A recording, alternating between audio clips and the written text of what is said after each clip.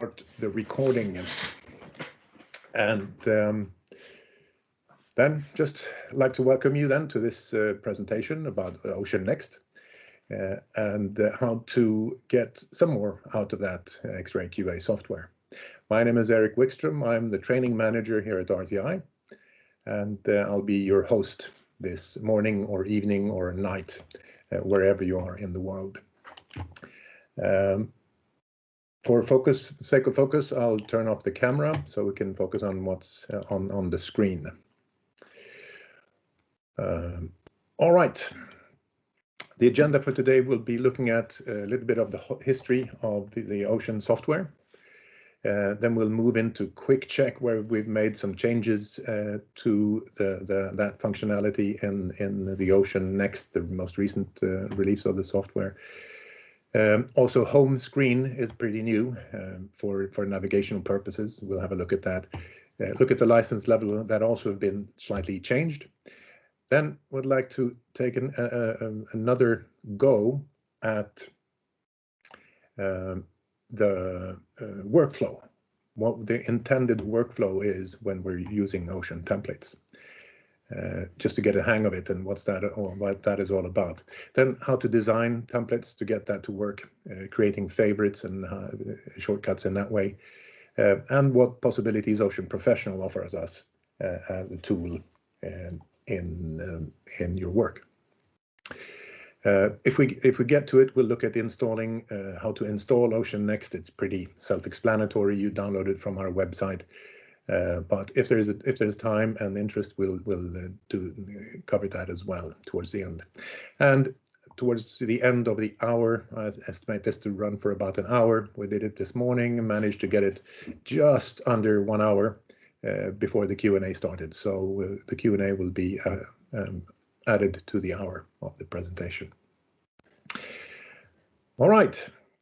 So looking back at the history of the Ocean software, it's the software part at RTI has actually a stronger part, a bigger part in the philosophy of RTI. It's actually the idea that measurements are not made just for the sake of doing a measurement or taking a measurement. There's actually usually some form of other use of that. It's could be of making an analysis of a system, documenting what's been done, and also saving it for traceability. So it's not just making a measurement. It's doing something with the data that we collect.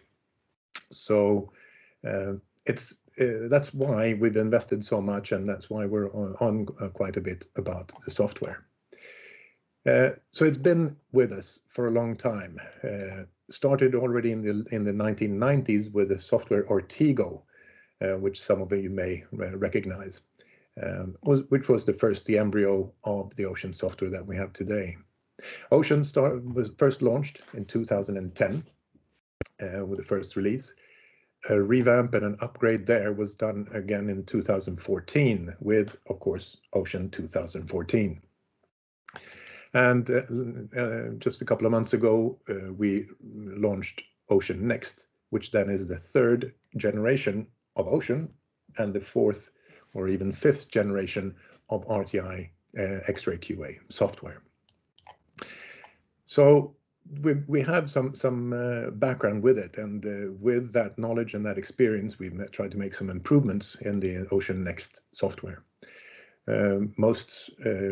Which is you don't really notice, it's not seen as easily, but it's more efficient code underneath. So we have faster loading of templates and a quicker launch than we had before. We also improved the graphics. The GUI has a better scalability when it comes to the displays, and also the possibility to move around when the size of the screen changes, so that we have better visibility of the data in the screen. Also, for navigational purposes, we've adapted it to Windows 10 structure and navigation a little bit. We'll look at that as well a little bit more in detail. And we also tuned the quick check functionality to the reality of what's being used today, basically. And last but not least, we've simplified the template and measurement file structure, the types of files. So to make it a little bit more easy to understand and to handle and to manage in the long run. So those are the changes. The effects of those we'll see as we move along. But first we'll have a look, then we'll take a dip in the ocean next, and start with a quick look at the home screen, which is what you see when they first launch the Ocean software the very first time. And we won't spend very much time right now on this screen. We'll go directly to the quick check and see what kind of changes we've made in that. As before, we've tried to make it more plug and play, to guide the user through the usage of the software. And the first we come across is if there is a choice to be made, if the instrument connected can do several things, the user needs to tell the software which direction to go. In this case, it would be a Piranha that has all kinds of modalities. And we need to select and tell the software, okay, this is what we would like to do. And if we select radiography, it goes into this screen and pulls up all the data that is available to collect from a measurement like this. So it'll display it in the displays. It's ready for exposure. That means that once we have it in the beam and we catch some radiation, the data will be presented in the displays. And the corresponding waveforms, of course, will be presented as well for the exposure. And where you see you have a red is the KV data, and the green is the exposure rate being plotted in the waveform. One new thing is that the grid has been pushed into the default screen of QuickCheck. So QuickCheck has one view at this time. So there's no toggling between the grid view and the display view. So we have all in the one view, which makes life a little bit easier. And as you see, you have exposures added line by line in the grid for that session, for that sequence that we're measuring. And when we're done, we have the possibility of saving the data as we had before. And also we have the possibility now then also to use folder structures. We can build our folder structures, adding new folders and storing the data in a folder structure if we so desire. Otherwise, they'll be directly under measurements and folders. That's where the data files will be, the QuickCheck files will be. This home screen then has a recently used list. Reminds us a little bit about Word, PowerPoint, Excel, etc., where we have the latest and most recently used files down here, and then the possibility of selecting templates or shortcuts about that. And already from here, we have the possibility of right-clicking. We're using the magic gesture in Ocean, which is right-click, to get more functionality. So if you right-click on that file name, we'll see we can delete it from the most recently used list, preview it, or we can actually export it. So from here, we can export the QuickCheck file and save it either as a file onto your drive somewhere, your hard drive or a file server, or as an attachment to an email that will fire up the email program, the default email program, and send it as an attachment to an email. And this can come in handy if you're working together with somebody and you want to share the data that you just collected, or if you run into a problem somewhere and you need a second opinion. Instead of lifting the phone and yelling at our support team, a good way of solving that problem would be doing just this: saving the measurement, saving the QuickCheck, exporting it as an attachment to an email, sending it to support@rtigroup.com. Then they will have all the measurement data, the settings, everything they need to be able to help you in a better way. So that is one very productive use of exporting a quick check. Then also we have reporting. We've done some modifications there. Of course, as before, we have a basic report with the measurement data on a simple report. We can, of course, also add waveforms to the report if there is something strange with a generator behaving strangely. You may want to include that specific waveform on the report for documentation purposes. So what we do in that case is we find this small menu symbol right there on top, click on it, and we find, it's maybe difficult to see, but it says up here, include waveform in report. That means that the row we've highlighted down here, the corresponding waveform, will be included in the report, like so. And if we want to include more waveforms, of course, we just repeat that procedure and for the lines that we want to include, and they will be included in the report. In the waveform window, we've got cursors, 2 vertical and 1 horizontal that can be manipulated. Use the cursor, the mouse, to drag it and move it. And the values, you'll see those change as you move the cursors. So you have a little bit of a help to troubleshoot. If you find it a little bit small, there's a magnifying glass. Click that and you get a bigger view of the waveform. And you can zoom in even further by dragging, clicking and dragging, and you thereby zoom into the waveform like so, for more detailed studies. Changing a unit, default for us is milligray. If you want to change a unit, you use again the magic gesture in Ocean, which is right click. You hover with the mouse over the unit, right click, and a list of different available units appears, and you can make your selection from there. And it changes. Same thing goes for decimals. Hover over the number, right click, and this menu drops down, with which you can select the number of decimals. Of course, these modifications are also reflected here in the grid. So you only have to change it in one place.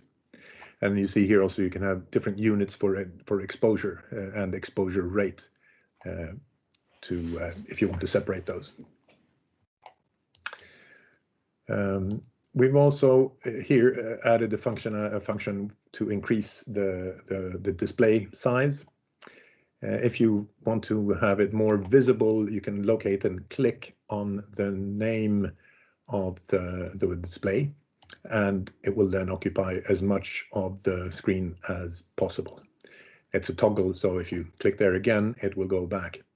And you can click on any other on the displays to increase the size for better visibility. Now, there's also a possibility of adding site information. That's a request we got and that we've included.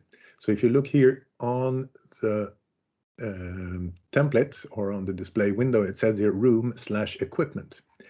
If we open that up, there is a table here with data for site-related information. Name of the clinic, the address, city, what generator it is, what type, what serial number, and also the same goes for the tube.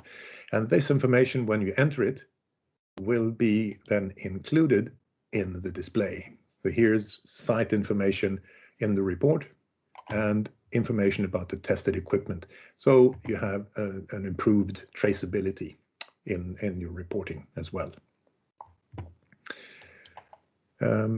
We've kept the Excel link possibilities as before.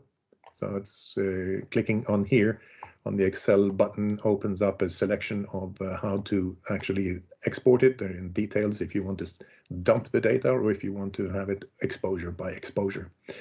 But the end result is the same. you have a number of data exported into Excel from where you can then link it into formulae that you may have for analysis in an Excel sheet somewhere, including the waveforms symbols is optional.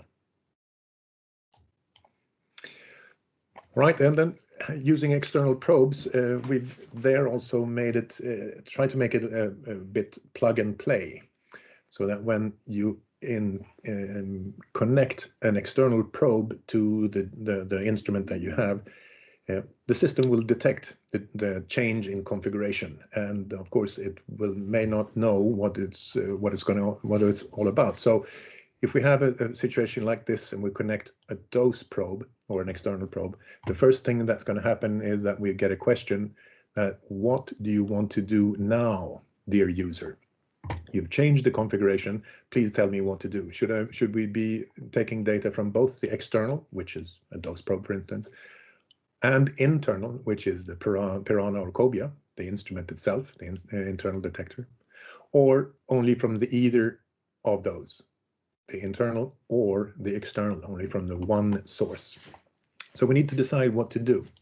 So if we connect our dose probe, for instance, the system will pull up as many parameters as it can collect, which is dose rate, and time. That's all we can collect from an external dose probe.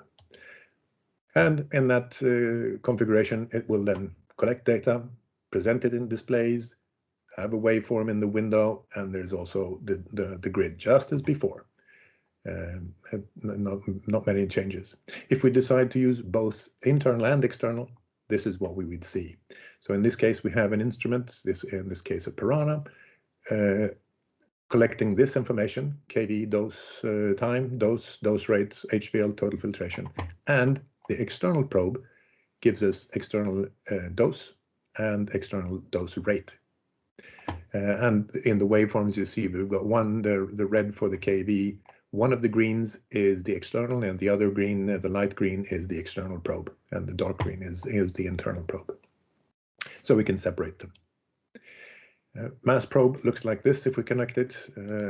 If we have it connected in parallel with and use it together with the internal detector, this is what we'd see, where the green is the dose rate and the blue is the MA. So we're reading it from the generator in this case. For some of those connectors, probes that we connect, for instance, a CT ion chamber, it has only one use. You stick it into a phantom and measure the CTDI dosage. So then there's not very much choice. Very rarely do we use a CTDI chamber and a kV meter, for instance. It's never done. So for that, all we do, if we select the CT ion chamber, it goes directly to a screen like this and gives us the CT dosage.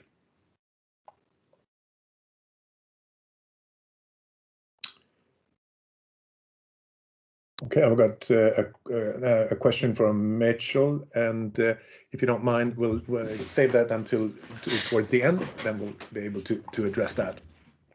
Hope you are okay with that.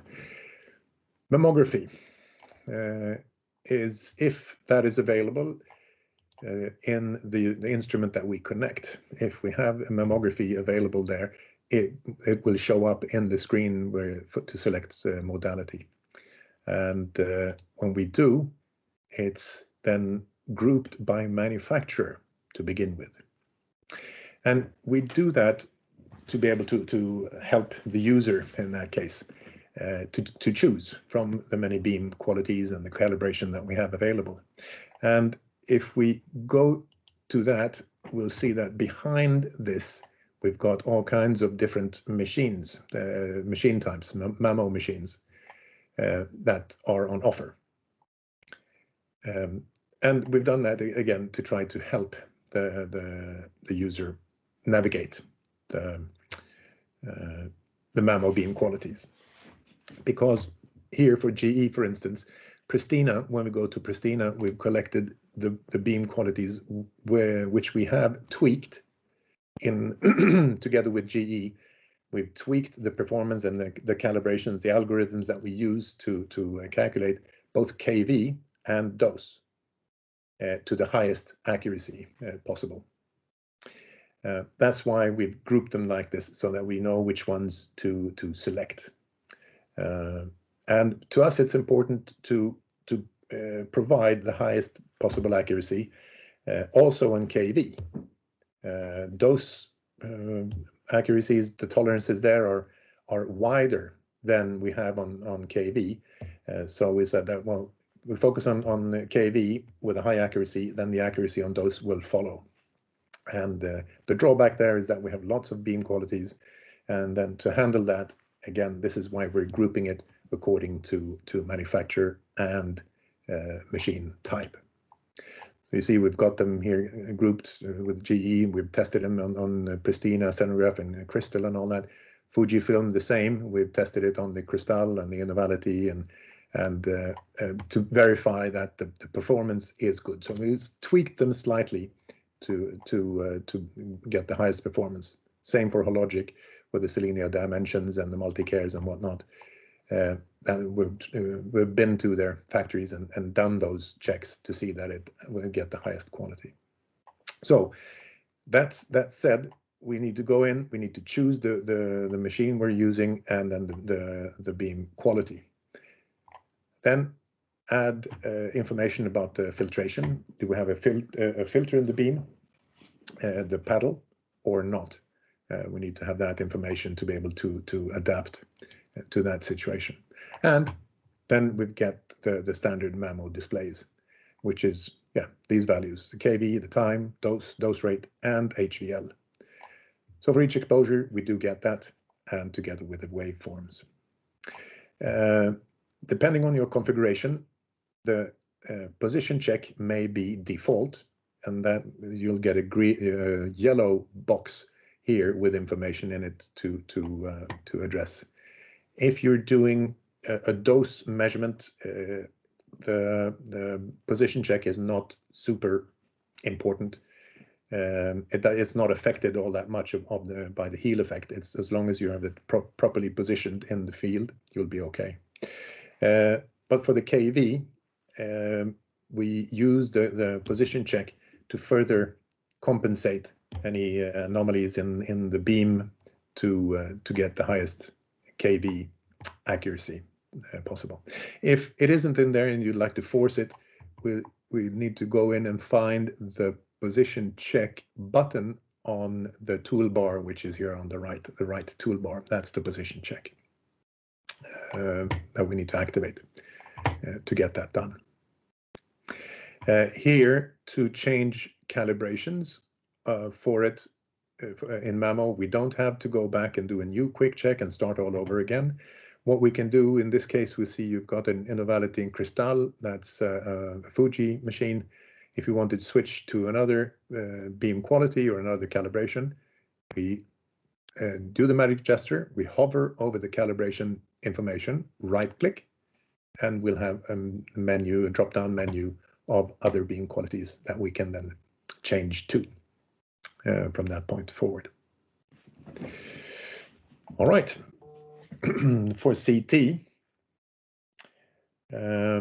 we've got also a number of different calibrations for different gantry sizes and tube types, and they behave slightly differently. One for dose, but also especially for KV. So that's why we decided to split some of these into different calibrations. For instance, GE 10.5 degree anode angle and 7 degree anode angle, they behave slightly differently. So that's why we've decided to split them. And most recently, we've also, this is slightly out of date, we've also got a titanium filtrated tube, which is added now from this latest release in there. But once we made the choice, we go in, we have a default screen like this, where with the value. If we want to change to another tube type, hover, right click, and we change and make the proper selection. And that's for everything except CTDI then. All right, dental is another, the last modality we'll be looking at. For that, for the dental machines, still there are quite a few single phase machines out there. So that's why we've got that selection, just to get that out of the way. Single phase or high frequency. Now we're gladly seeing more high frequency generators. So that's becoming more and more common. But still, if there is one single phase, we need to make sure that we have the right setup and the right algorithm to handle the specifics of that generated waveform. Again, a dental looks just like the radiography plus a number of pulses. That's something that's typical for the dental industry. They like to see how many pulses they get per exposure. If we want to change the waveform, we can go into the settings menu, which we open by clicking on the right toolbar, the cog wheel there, the gear, and click there, and we open up the settings menu. And from here, we can choose the waveform type. Default, it's high frequency. But we've got then single phase or even three phase, but different rectification of because they generate peculiar waveforms, and we need special algorithms to handle that to give a proper value. A few guys in the States and in the US and in Canada, I guess, as well as Mexico, AMX4 is not very unusual. You'll come across it once in a while.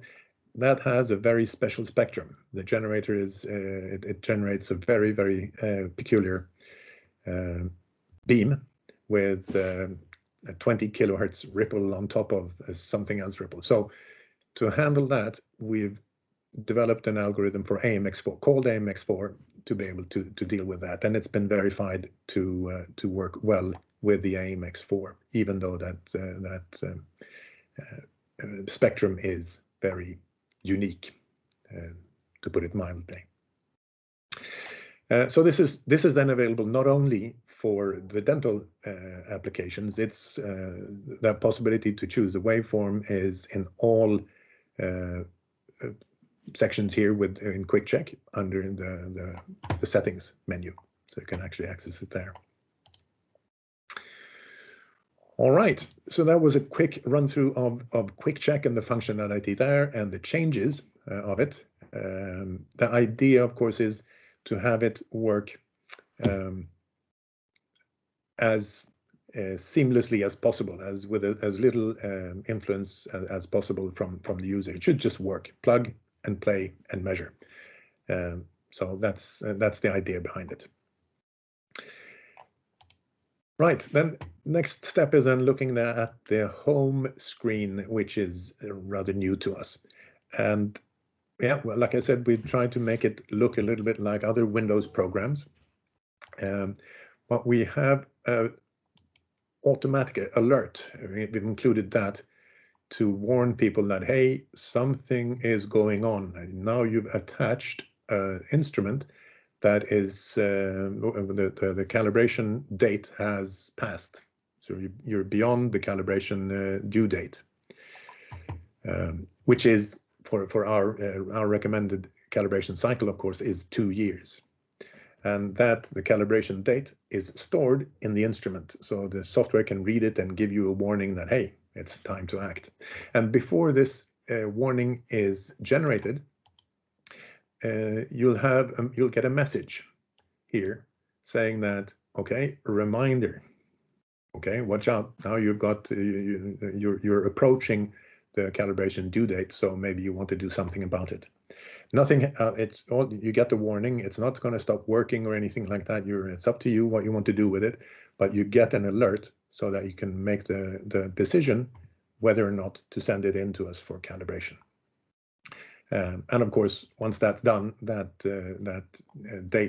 calibration date information is updated in the instrument, and you'll get rid of the warning until 2 years later, of course. Looking then, starting at account, because we need to get that out of the way, because it's you can get curious.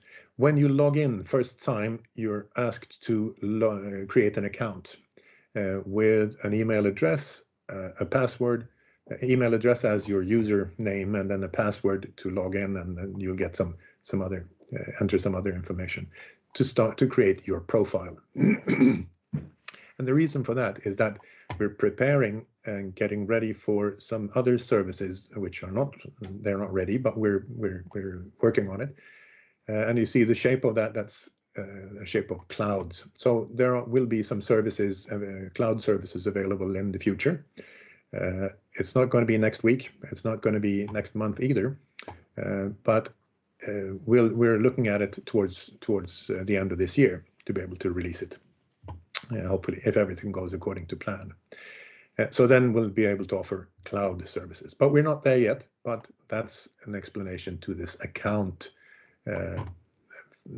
setting and account functionality. Here on the right side, we've got a button for trial. So we do have a 45-day trial period, and so that you can try a higher level of Ocean license. So the license levels are then 3. Quick is the lowest one, which gives you quick check only. Next step up is Advantage, which gives you the possibility to use quick check plus the possibility of working with templates.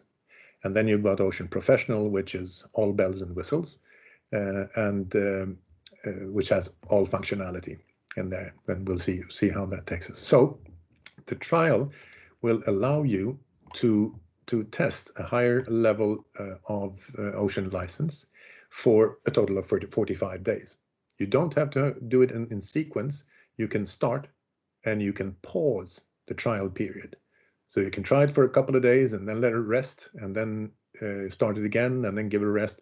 And you can do that for 45 days in total. They don't have to be in sequence by that. So that's rather good. So you can extend it for some time to really evaluate what's going on. Now, if we move up to Advantage and Professional license level, the home screen looks slightly different. You have this difference. You have these 2 keys or buttons. One is for favorites, and the other one is Studio. And we'll see what functionality those have in the future, just in a while. So with that, we're then leaving a little bit of those 2 parts of Ocean. The first part. One part is Quick Check, which is basically a display software. That's all it does. It displays and maybe saves and does a little bit more. We'll then start looking at the beginnings of next the other way of looking at Ocean, which is a QA tool, the tool that will help you and be more efficient and more precise in the QA work, and that involves a workflow. And we'll then look at an idea of what could be another workflow when working with templates. So it would be the steps forward would be to do a new measurement. If that's what we want to do, we want to make a new measurement. So we select new. We get to measurement, and we then select new measurement from a template. We're now assuming that we have a library of templates that we can use, that we've prepared, just to see what can we do with the template. Well, we'll then select the template. In this case, this is the list that drops down then, where the templates are stored in templates and testing, a folder called testing. So, all right, what do we have there? Well, we've got one, just for simplicity's sake, 5 rad exposure KV accuracy test. That's what it's called. All right, and that's the one we want to use. So we picked that one, and it's now loaded and ready for a measurement. We've got a ready signal right here. So we recognize a little bit of the views from Quick Check that we had before. The template has set KV values already filled out. So all it's waiting for is a KV signal to measure. That's all it's going to do. And how is it going to measure that? Well, it's going to measure it and then compare that measured KV value to the set KV and provide us with an analysis, because that's what we have in that template, in this template. And what kind of template is it? Well, it is a tube voltage accuracy template. And what will it do? Well, it's going to check the difference in percentage, plus minus 5%. That's the limits, the tolerances that are allowed. We could have had a delta in absolute numbers as well, or change that to that, or have some other different formula. So these are then typical accuracy limits and ways of checking KV accuracy that we've put into this selection. This is then also here, you see the check marks in all the rows. So all of the rows are active in this analysis. The analysis is active for all these rows. We could have unchecked the check mark and it would be excluded. Then this wouldn't apply. But that's fancy stuff. We'll look at that later on. But this is the basic analysis that we're going to do. So what happens is that the analysis will start working as and when we have enough data. It will give us pass values as soon as it's available. If we for some reason want to modify or change the set value, well, what we need to do is just mark it, click on it from the keyboard, just enter the new value, and then make a new exposure, and that's the new value compared to the measured value. And when we're done, the template is complete, and the analysis is then here not only passed, but it gives us a plot of the performance. We've got the tolerance limits up, down, plus minus 5 millimeters, and we've got the values plotted in that curve. So it gives us a pass and also tells us where we have the largest deviation. Done. When we're done, we will save it not as a template again, but as a measurement in My Data, which is the database. My Data, measurements, and in folders. Here again, we can build a structure of folders to structure the measurement, the data that we collect in any way we would like to do. If we then say, okay, well, this is nice, but I'd like to change it. I'd like to modify my templates. We do go again here, magic gesture, hover, right click, and this menu will pop up and give us modify template. So far, it's very much the same as we have in Ocean 2014, but here is something new. This is a new menu in Ocean Next, where we have the possibility of changing template design, not only for the templates, the session templates, or the test templates, but also for a report. We can modify the report templates from this menu here.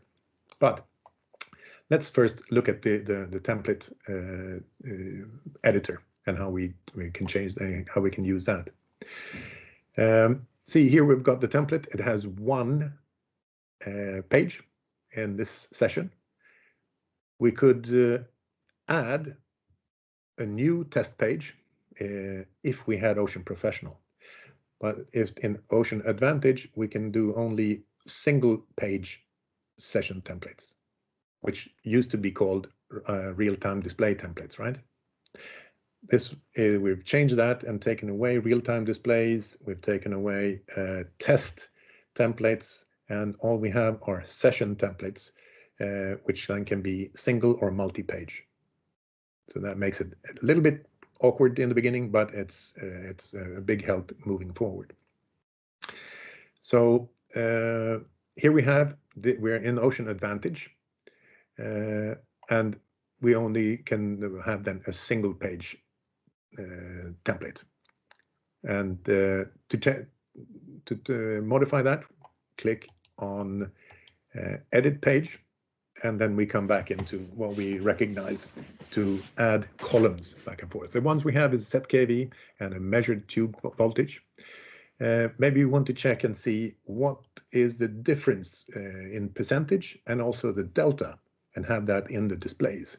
So we find those under kV, double click or click and drag it over to this side to include those values as columns in the template. And you'll note that there are many more different types of columns that we could add for time, exposure rate, total filtration, and whatnot, that we could add and collect data for. So once we've done that, we've included the difference in delta and in percentage.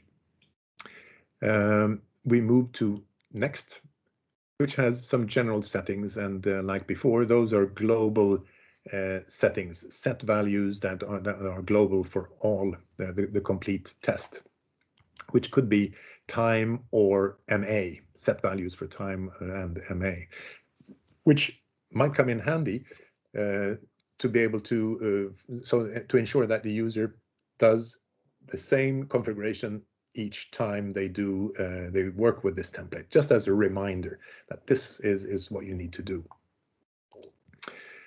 All right, so this is what the template would look like afterwards. We've got the columns that we talked about. We've added those. We see that it's already populated because we had enough data to work with in the data that we had collected from before. So they are calculated immediately from the start. The general settings up here, we need to add those values by hand, and they will then be saved in that position. So, all right. Now we also have a built-in report, of course. Moving over to the reporting tab, we can see a preview of the report, and it looks like this, where we have the test date.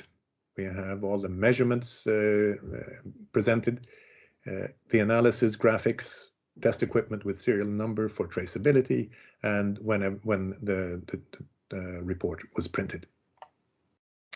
If we say that, okay, well, I'd like to modify the report as well, we go back, right click, modify template, edit report, and we can go in and edit the report. So we'll look at what happens if we go in and change the test page header. Modify that, we change it, and walk our way through to see that this red area here, it moves to the right. And there we can choose what kind of content do we put in this area. Document name or page number, or in this case, we want to put a logotype. Our company logotype, will include that in there, and we'll see how that goes. We can also modify the content. What do we want? Do we want in this case, I've just picked I removed the analysis graphics because it doesn't really bring anything. We get the values anyway from the values in the columns. So we won't worry too much about that. Preview the report, see if we're happy with it. And this is the way it would look. A new logo type, everything in here, the analysis graphics is gone, and so it's a little bit cleaner. This is then the report that we'd like to keep. So we'll save this template, of course, as a template, including everything. So we save as a template, and we're saving it in the database under the folder templates and testing. That's where it will land. So that's where we have our templates stored in the database, my data database. This is what we have. So, and once we've started building that, and they say that we have a large collection of templates, we might want to work. We're working more with some of them, and some of them are favorites. So what happens if we take these and we move them into the favorites folder under the template tab? What happens then? Well, what happens is that if we, from the home screen, click on the favorite button, we'll get a list of the favorites, all the files we have here as favorites, so we have an easier access to them. So we click and choose the one that we want to work with, and here we go. We recognize the template, the same set values, global set values, the same set KV values, but the variable data is empty, and it's now ready to rock and roll and collect new data. And from here, you don't have to, everybody it doesn't have to do their own design. We can share it by right-clicking and exporting to colleagues to share a new template to work with. And here's also another hint and a tip. You don't need to start from scratch. I mean, there are around, you don't need to reinvent the wheel. There's a whole bunch of wheels stored under examples RTI, where we've got templates for in gray and also in Röntgen for multi-page and single page sessions. So you can pick and choose there which ones you want. For instance, we've got CT under CT applications, a CTDI template, which is prepared for 5 exposures, 1 in each peripheral hole and 1 at the center, which will automatically, once you're done with those 5 measurements, will automatically calculate CTDI weighted, and CTDI weighted normalized to mass in that case as well, just after the 5 exposures, to make it easier. Your job should be to worry about the setup in the X-ray room and for the test, and the maths, well, that we can leave that to somebody else. For instance, a template in Ocean. We've got some dental ones as well, KV accuracy, reproducibility for the dental, panoramic dental mammography, some AGD applications and combo modes where we need to handle separately. So if you want, you can go in there, grab something which looks interesting, modify it to your needs, and then save it as your own templates. Maybe save it as a favorite to be able to work with it more easily. So this then for Advantage, this is what we can do, and we have single page sessions for Advantage. Built-in analyses, that's also all included there. If we move to Professional, Ocean Professional, at license level, we have all bells and whistles, meaning that when we start a session, what will happen is that you'll get this choice of selecting a site from the database before you measure with a session, or you can do the measurement and then drag it and drop it into a room, an X-ray room afterwards, once you're done with the measurement. So those are the choices that you have. And when you decide to select a room, you want to go with the room, all right, we go in and choose and select whichever one we're working in at the moment. For instance, RTI Hospital, room number 1, which is a rad room. And here we go.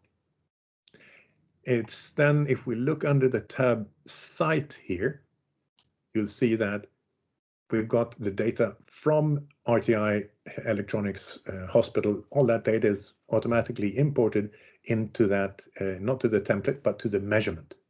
So that when it's stored, we have all that available to print on a report for traceability. And once we're done with the measurements like this, we've got the analysis, we've got everything done as it should be. We can check the report, and here we see the report. We have the site data, summary of the session, what units we've tested, and that's all taken directly from the database automatically. And the measurement, test equipment used, and that all information is then stored in the database here under Measurements Sites. So as you move and work your way through here, when you're doing your measurements, you can save it there for traceability purposes and associated with a certain room when that is done. One of the benefits here is that, okay, you don't have to enter all that data information by hand or copy it and pasting it in from some other place. It's automatically done for you once you make that association. And if you take advantage of this structured database collection, eventually you'll find yourself in a position where you've collected enough data that you can utilize the trend function within Ocean. And you don't have to do all these measurements yourself. If you work together with a colleague, you can share it. I mean, you can from here right-click, export the data, so you can pool all this information and build a complete database of your work. And this database, then, we can mine it for data using the trend function, where we go in, start a new trend search. And okay, we decide what analysis type do we want to look at. Well, just for fun's sake, let's do accuracy. And we'll look at tube voltage accuracy. And we'll look at all modalities and as many values as we can, just for the purpose of demonstration. Of course, once you get a lot of data, maybe you want to focus on just one generator type or some other limit the population to some extent, but this is one just for demonstration. We'll pull this tube voltage accuracy tests. How has that been produced in my database? This is then what it looks like. So we've got all these are data points in my database, and we see we've got some outliers here, +4 and -8. And which ones are they? This looks pretty anonymous, but if you move your mouse, hover over a point, it will then pop up a menu like this and give you an idea of, okay, which site was this, what room was it, when, and what kind of analysis did we do. Click on this and it will open the measurement file from here to give you the dates, the waveforms, everything will be presented to you. So you can actually see what went on when you were doing your test, and that generated this deviation. So this is then some of the functionality that we can have with Ocean Next with a professional license. And just to repeat that a little bit, we had looking at Quick Check, which is the basic display software. We do measurements with all the modalities. That's not a worry. We can save the data that we do, including the waveforms and all the measurement data. It provides a basic reporting, even to the extent of adding some site-related information in there, and Excel linking, so you can actually link that data to an Excel file if you prefer to do your analysis in Excel. Moving it into the other area where we're looking at it as a QA tool or a support tool in QA. With Ocean Advantage, we can build the customized templates, single page templates. We can customize the reports and also save the measurements in a structured way to build our own sort of database. But with Ocean Professional, well, we can do not only multi-page templates, and if you have a test for a room, usually you would have HVL testing or beam quality testing, you'd have max-R testing, you would have KV accuracy testing and linearity testing. You could group all those into a multi-page template with Ocean Professional to complete one room test, like HHS testing, for instance. All those tests could be included in one template combined.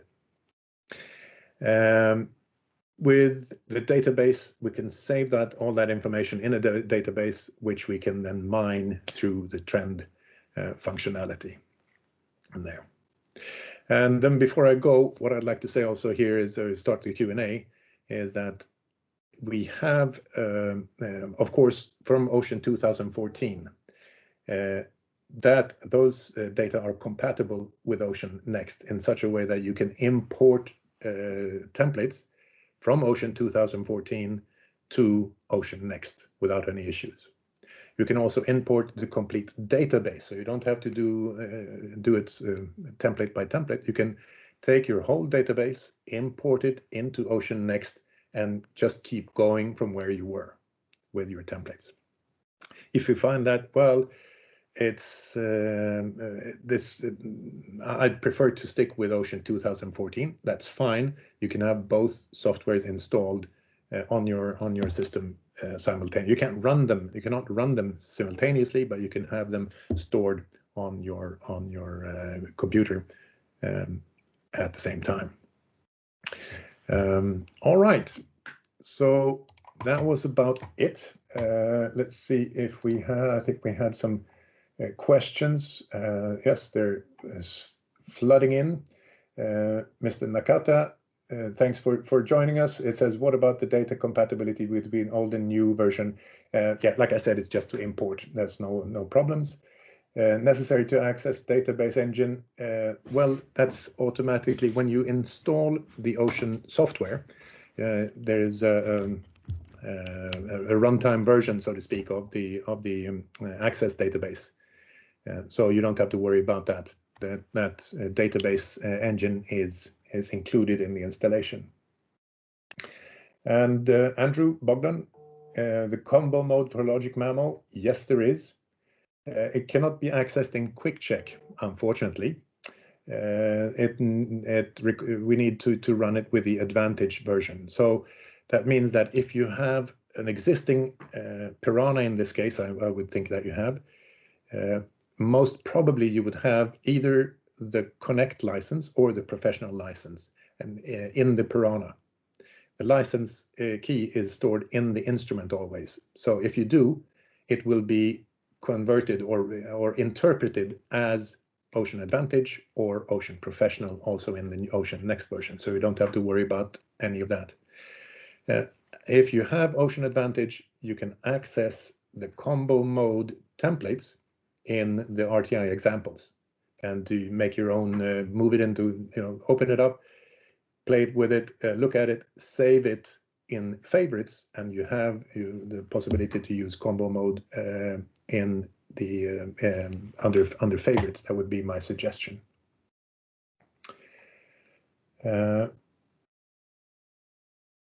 If you have in the combo mode, if you don't get the correct results, it may be that you're using, there are two, should be two templates in there.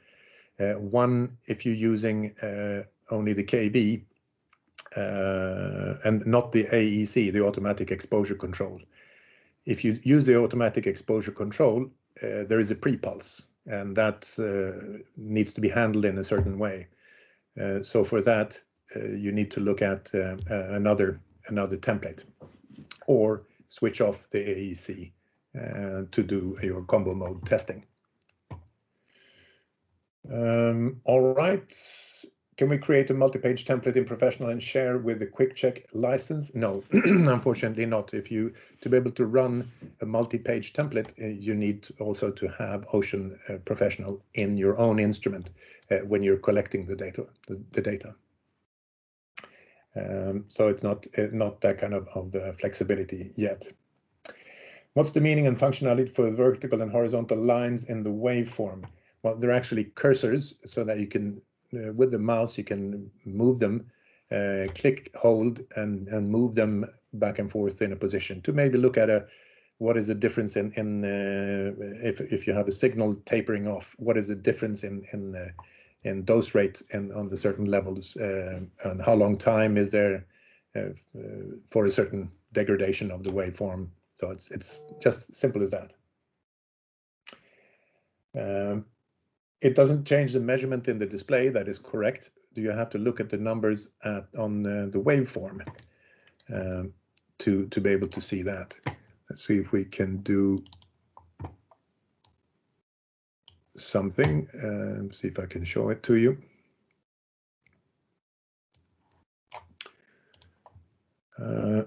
If we go here,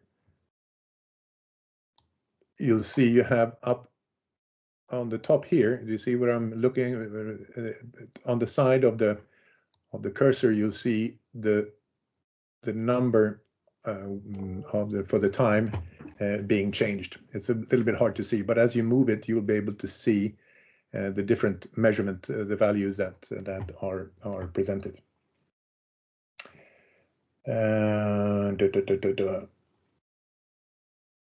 Let's see what we had. Multi-page quick check. We had combo mode. How can you set the delay, post delay correctly? Well, usually the template that we have in the demo side, the examples, is designed with after testing it on a logic machine. So it does work for the combo mode. If you're using the AEC, then then the pre-pulse messes things up a little bit. So if you switch off the AEC and test it, you should be okay, and don't have to worry about any post delay or delays for that. There should be another template to handle the combo mode with AEC activated. So you need to look for that one. Panoramic quick check and the beam being so slim, alignment is key. The quick check indicates plus or minus. Is there a direction for movement with these left or right? No, unfortunately, I think you're referring then to the position check, and unfortunately, no, it doesn't have that capability yet. So you'll have to rely on the fluorescent tape on the holder to do that, to give you a hint on which direction to go. Then we've got dental exposure is a series of pulsed exposures. Can we edit the piranha to calculate only the real exposure session instead of the total rotation time of the tube head?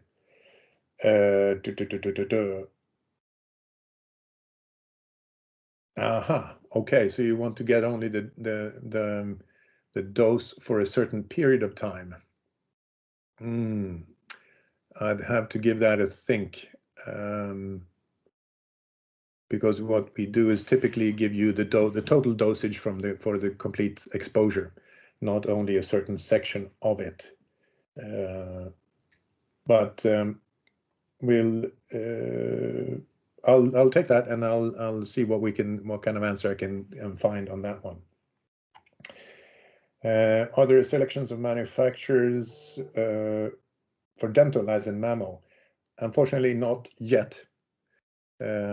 Because the differences in the performance of dental machines is not as big and critical as those in mammography, where you have very tight tolerances and very stringent demands. So no, we don't for the dental side, not yet at least. We'll see if that is a requirement as we move along. Some CBCT units, they apply stitching, creating 2 separate exposures with 1 scan time.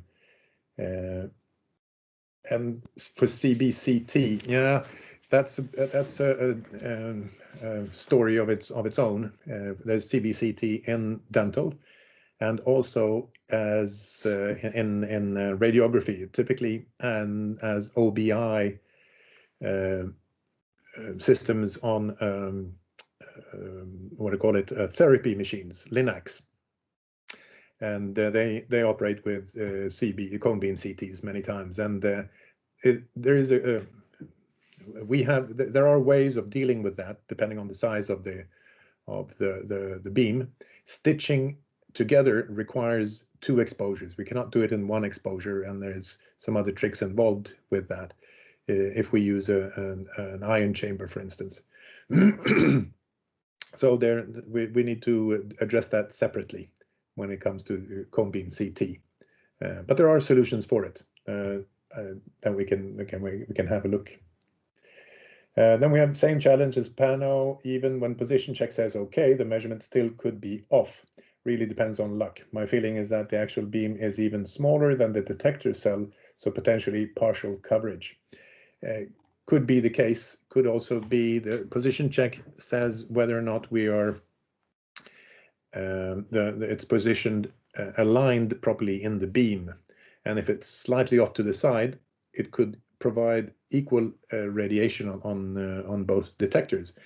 But then when you increase the kV, for instance, or the dose rate, the beam shape may differ slightly. It may grow or shrink, and thereby change the balance of radiation on the detector. So that could be the case. Could also be the case that it's partially irradiated due to the thinness of the beam. But that's the balance we'll have to take. That's all the questions I got so far. What I'm doing now is lifting the ban on unmuting. So if there is anybody who has would like to voice a question, the floor is open. You just need to unmute yourself, and we can take it from there.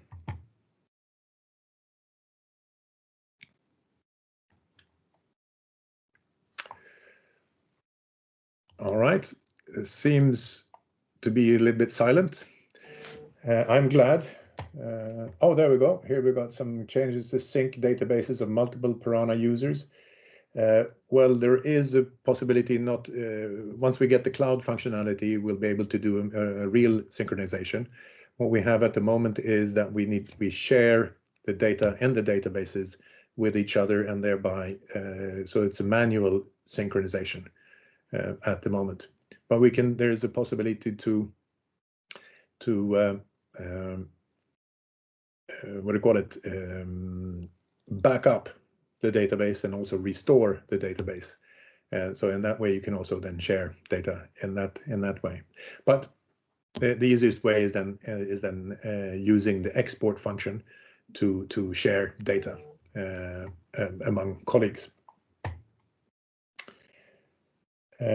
Ocean Next does not require a special license. It's freely downloadable from our website, rtigroup.com. You go over to find downloads. It's under the support section, and downloads, and you download it for free, install it, and the usability is then governed by the license you have on your instrument.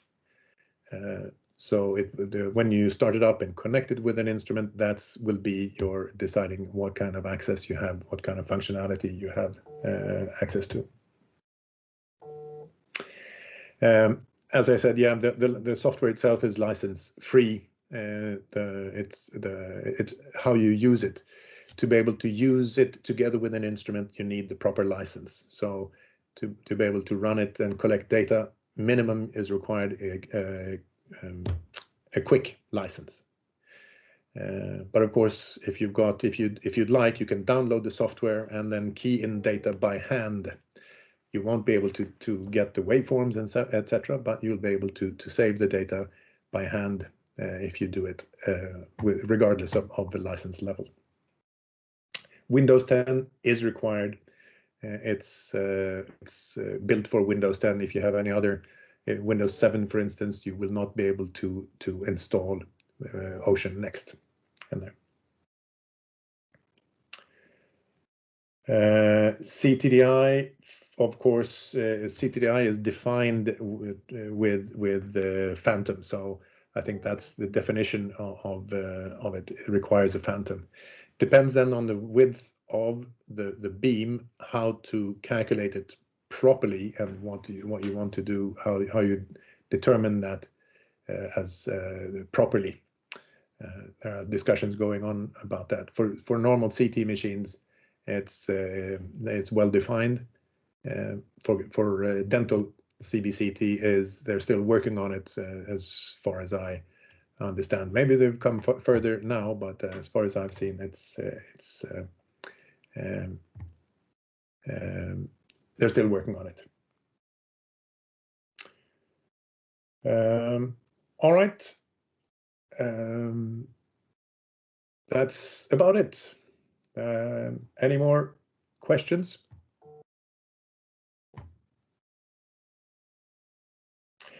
There we go. External probes, can they be changed during a template, for example, CT probe and light probe? And for that, I would like to have my colleague David see what he says, because my guess is that it does work, but I'll say, is David there? Yes, I'm here. Can you hear me? Yep. Yeah. Okay, so to answer the question, can external probes be changed during a template, for example, CT probe and a light probe? You can't use these two different probes within one test page, but you can have one page where you use the CT probe and then another page where you use the light probe.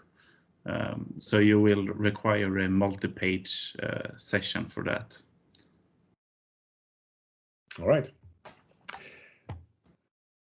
That's, I think, clear enough. Electronic signature into a report. David, you might want to get that one as well. Yes, you can upload an image of your signature, and you can use that to sign your reports.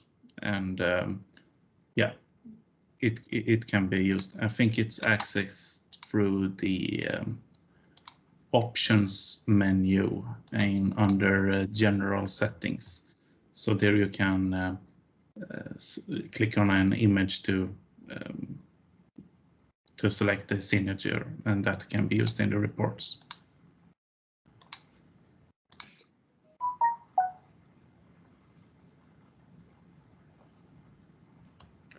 Probably that's what they mean is also an electronic, if you can have it like stamped with my user information, my account information somehow. Oh, not at the moment. All right.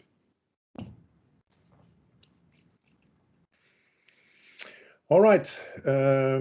Well, I think that's about it. We're now 15 minutes past 1 hour, so I think we just came in under the wire for the presentation, and I'm glad there's so many questions, and we have the possibility to enhance it. I hope you found it worth your while to join us. And what we will try to do in the future is this is an overview for Ocean Next, to give you a better overview. In the coming months here, we'll look at more webinars to try and tailor that information to certain application areas, or maybe how to generate or build templates in a more detailed session, so that we can move along. So keep your eyes peeled, and for any emails or any postings we have on our website, and we might be able to push this even further to improve your productivity in the field, which is our ultimate goal. All right, it seems that we're running out of questions. If there are any more, of course, you can always pop a mail on, send us an email, and we'll get you an answer. And until then, I would like to thank you very much for your attention, and wish you a good evening, a good day, and Philip Saunders in Australia, I wish you a good night. Hope you can get to sleep, and that we haven't kept you up too long. Regards to Rob there as well. And I say thank you very much, and see you next time.